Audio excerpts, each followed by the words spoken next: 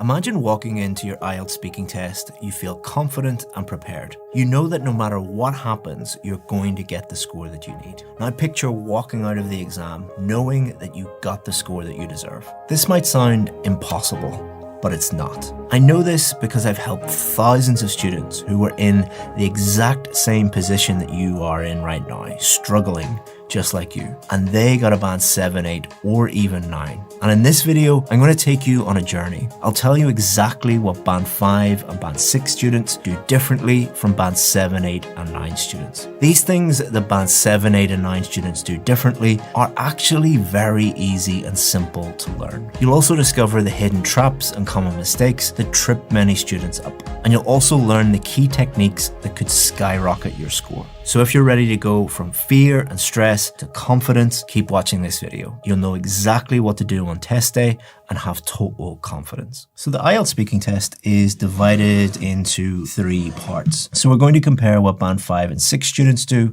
to band 7, 8, and 9 students. And we'll look at part 1, part 2, and part 3. So let's start off with part 1 of the speaking test. This is your opportunity to create a great first impression with the examiner. And also, I think more importantly, it allows you to relax into the test. If you relax into the test in part 1, you're going to sound much more fluent throughout the entire test. So it's very, very important that you get part 1 right. So there are 3 things that band 5 and 6 students do differently to band 7, 8, and 9 students. I'd like you to look at this clip of 2 students. They're answering the same question in part 1, and I want you to think about which one might be at a band 5 or 6 level and which one might be at a band 7, 8, or 9 level. But importantly, think about why. Why are they at that level? It's not that they sound more impressive. It's not that they have a better accent. It's not that they're using fancier words. What are the things that you could copy today? And what are the things that you could stop doing? These things will really improve your score. I'm from the Philippines, in Cebu to be specific. Cebu is the Queen City of the South, by the way. We were colonized by the Spaniards for so long, like for 333 years. So I grew up in Dubai and I was born and raised here. And I love it here only because of the shopping.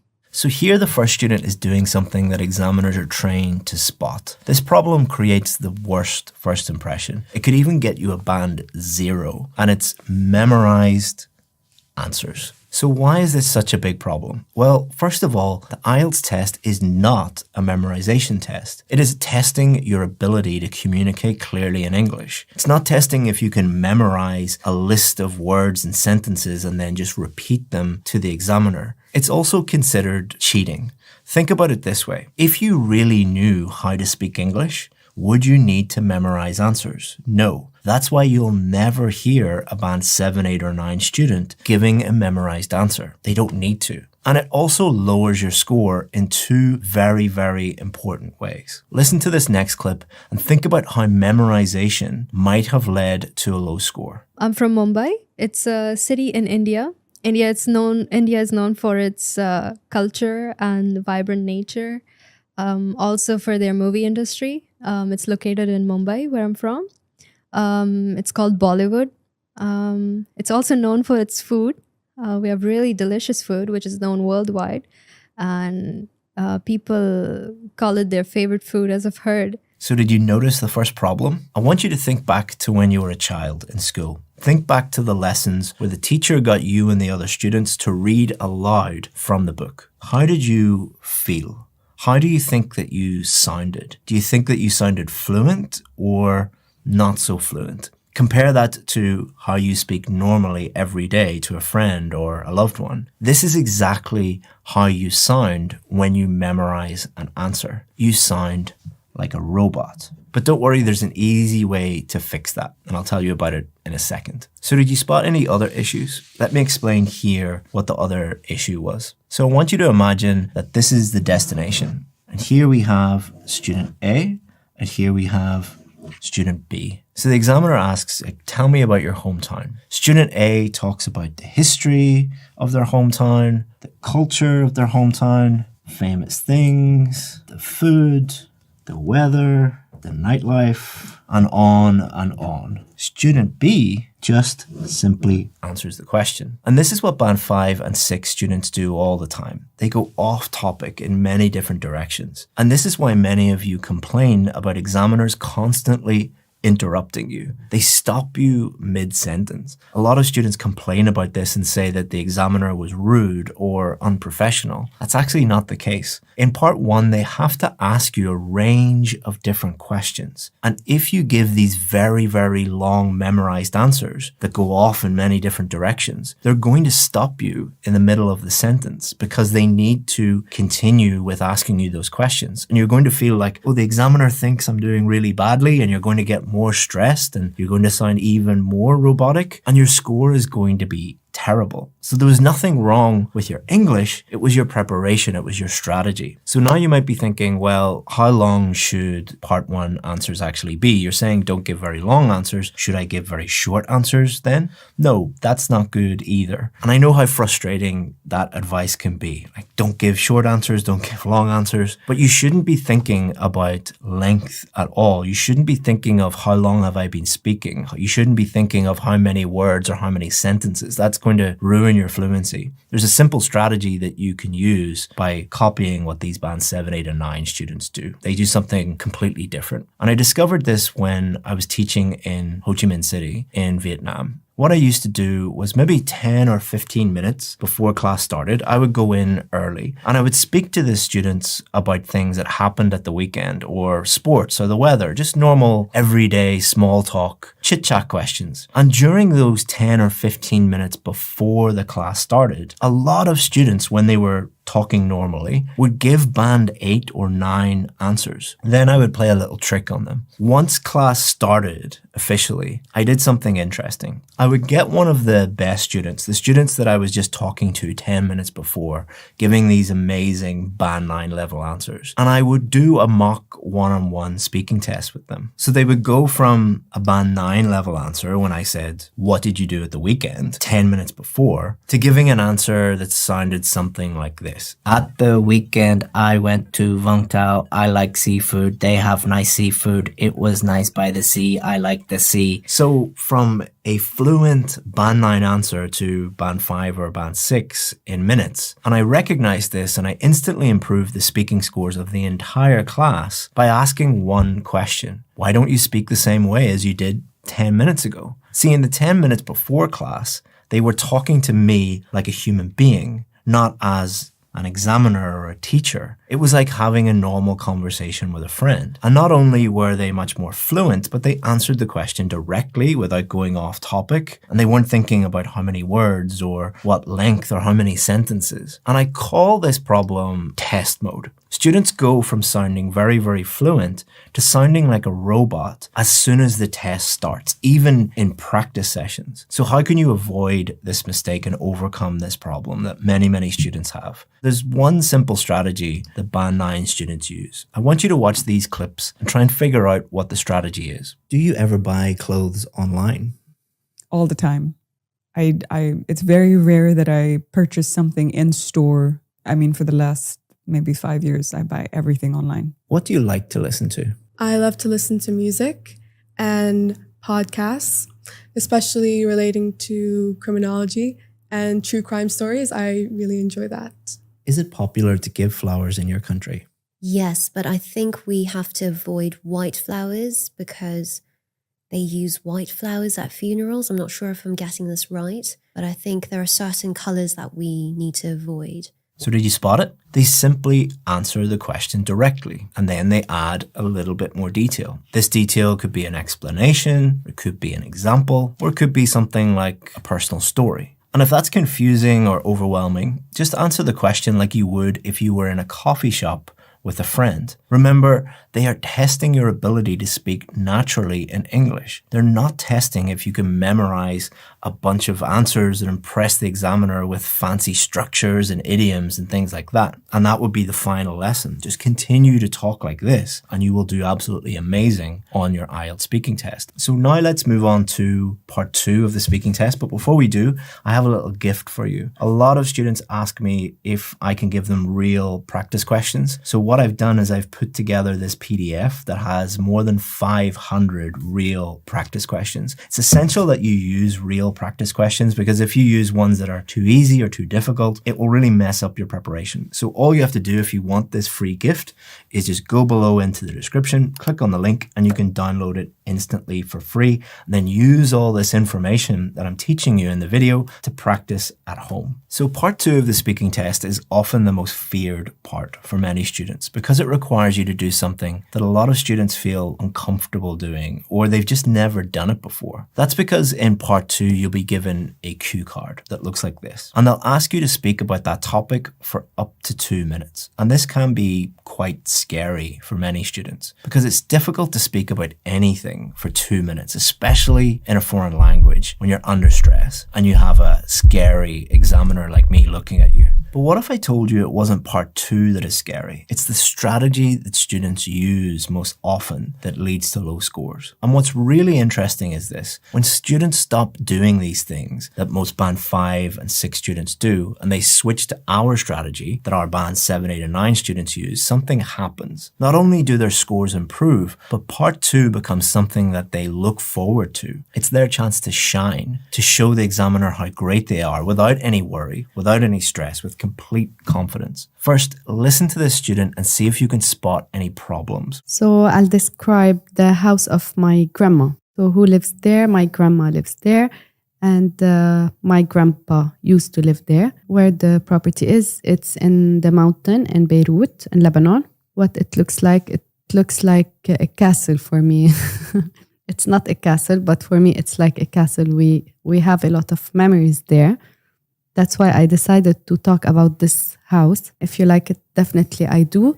I like this house, as I mentioned, because it reminds me of my childhood and the best days we spent there and we're still spending when we go to see her. We have a lot of memories. We had good food.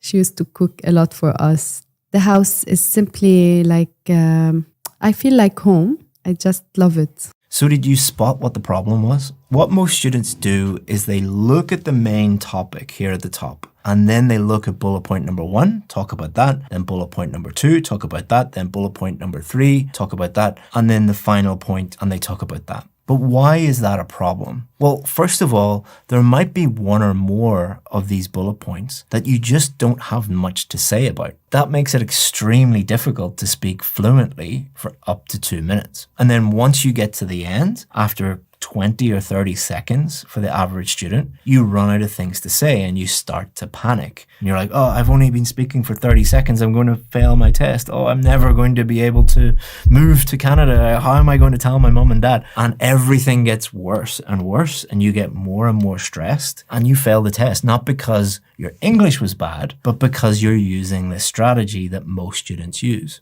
And examiners experience this all the time. In part 1, you will be listening to a student and they're like at a band 7 or 8 level, and then they get to part 2 and they completely fall apart. That is actually heartbreaking for an examiner. The vast majority of examiners are nice people who want you to do well, but they see you using this strategy and they're forced to give you a lower score because you sound so bad. So what do band 7, 8, or 9 students do differently? I want you to listen to this student who got a band 9 and look at the cue card and think about what they're doing. What are they doing differently? My mom, who usually prepares the meals at home, she was away for vacation. So I was in charge of cooking the food at home. I learned to prepare this meal, which was pasta arrabbiata. It's very simple to some people, but from perspective where I've never really cooked anything at home, it was like a big step for me. I learned this recipe online. Like I just skimmed through a random website and I started following the recipe. And I actually had a bit of help from my cousin. I the reason why I chose this food to prepare was because my dad really enjoys pasta arrabbiata. He wouldn't eat any other type of pasta except that for some reason. It doesn't have any meat. It's just literally pasta and sauce.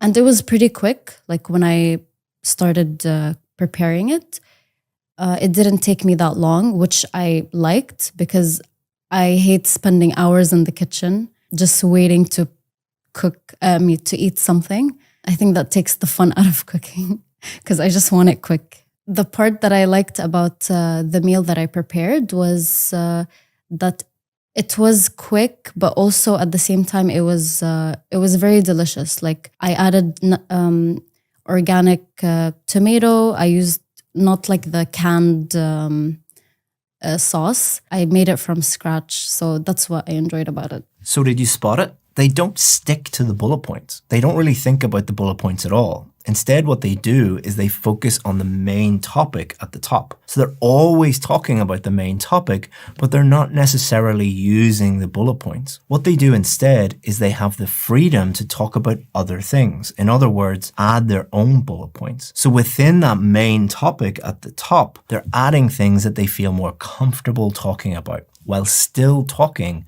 about the main topic. For example, if you got this cue card, you might feel very comfortable talking about these 2 bullet points, but this 3rd bullet point is going to only take a few seconds, so it's not very useful. And then this 4th bullet point is something you don't really know anything about and you don't feel comfortable talking about that. But you might find it easy to talk about other things related to the main topic, such as a description of the main topic, a story, or how you feel about it, or something about the past, or something you hope to do in the future related to that main topic. Literally any other point you feel comfortable talking about. Now, should you use all of those ideas? No, just the ones that help you speak fluently for up to 2 minutes. That's our goal. That's what's being tested. So you should only follow a strategy that makes that easy to do. So now let's move on to, in my opinion, the most difficult part of the speaking test, part 3. Why do I think it's so difficult? So I want you to listen to these students and think about not so much the answers first. Think about the questions. Focus on the questions being asked and think about how you might respond to those questions. Would you be able to think for a second and give a very good answer? What factors determine how quickly someone can learn a new skill? Do you think that high school children should learn to cook at home or at school? I never heard anyone cooking at school. How strong a tradition is it today in your country to go to the theatre? So as you heard, part 3 questions are a lot more challenging than typical part 1 questions. But like everything with the IELTS test, the problem is not the questions. The problem is not the test. The problem is the strategy and the preparation that students use to answer them. So let's start off with things that you should not do. Mistake number 1 is no response. The most important thing you should avoid is just not saying anything. If you say to the examiner, I don't know, or just nothing comes out of your mouth, or I've literally had people burst out laughing in my face when I've asked some of these questions, what you are telling the examiner by not answering is, my English is not good enough to answer this question. That's not a good message to send to the examiner in an English speaking test. But what happens if you really have no idea? Some of these questions are very, very difficult. Even I struggle to answer some of them. We'll give you a strategy for how to tackle any question, no matter what topic it is, even if you know nothing about it, in a second. But let's look at mistake number 2, short answers. Second thing that you should never do is give a short answer. And short answers in part 3 of the test normally have nothing to do with your English level or your speaking skills. 15 minutes talking in a foreign language is a very stressful situation for anybody,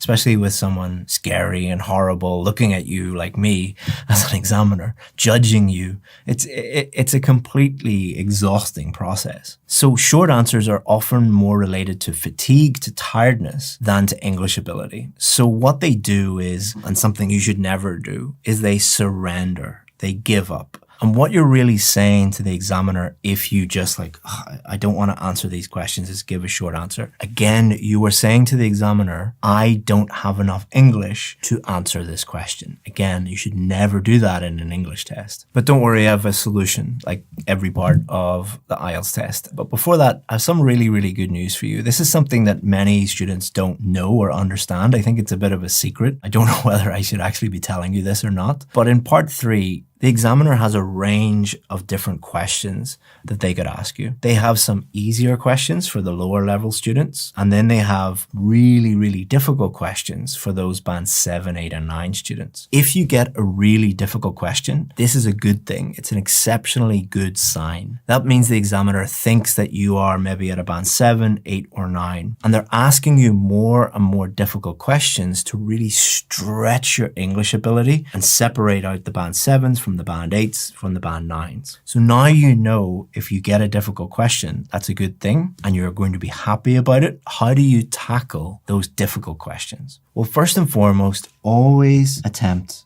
an answer. But again, what if you have no idea? Well, you could do something like this. I'm not too familiar with the topic of AI and its relation with education. However, in my knowledge, I do know that AI is developing more and more, and it might be able to replace some teachers' jobs or tasks, but it will not replace the trait of empathy. So remember, it is not a knowledge test. It is not an IQ test. It is not a test of how much you know about a certain topic. It is a speaking test. So again, if you say nothing, what you're telling the examiner is, I don't deserve a high score. But if you attempt an answer, even if in a very, very limited way, and you tell the examiner how you don't know much about that topic, the examiner then thinks, okay, they might not know much about that topic. Let's change topics. Let's ask them something slightly different and see how they get on. So you don't really have much to fear. It's far more likely in part 3, you'll get some kind of topic you know something about. So how do you shine? How do you show the examiner that you deserve a band 7, 8, or 9? Watch this clip and think about what the student does in terms of how they structure their answer. They do 4 things. Think about the 4 things that they do. What skills does a person need to be a great chef? Interesting.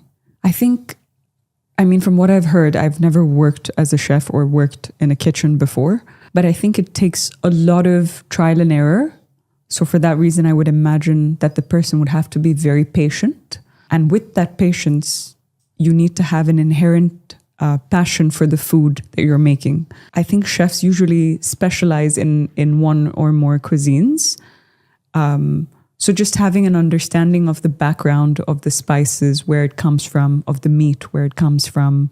If you're not passionate about that, it can probably tire you out to be that invested in learning. So patience, passion, and a good environment, like access to good teachers, access to good books, access to good produce would probably help you hone your craft a lot more. So number 1, they directly answered the question right away. Then they explained why they think that or why other people think that. Then they backed it up with examples, or you could also include a personal story if it's applicable. And then they developed it even more by showing another point or showing the other side of the argument. If you follow that 4-point structure and you practice it using this PDF, then you will do very, very well on test day. But if you want even more help and you want our help one-on-one and you want us to hold your hand and take you through exactly what to do on test day by giving you all the structures, all the strategies and one-on-one feedback, and to do a mock test with either me or one of the other ex-examiners on the team, we have our VIP course. What I'll do is I'll put a 10% discount code into the description below. Just click on that link. The 10% off is automatically applied and you can go and join the VIP course that covers not just speaking, but writing, reading and listening, everything that you need. We often have no places available because of the demand for our services and the amount of feedback and one-on-one attention you'll get. So not guaranteed that there will be places, but if there is one, you can go and use that 10% off. So now you know the strategies band 7, 8 and 9 students use, but that's just part of the way there. You still have a few other things to do. Remember, vocabulary is a huge part of the speaking test. The better you use vocabulary, the higher your score will be. Here are 2 different vocabulary lessons that will help you improve your vocabulary speaking score.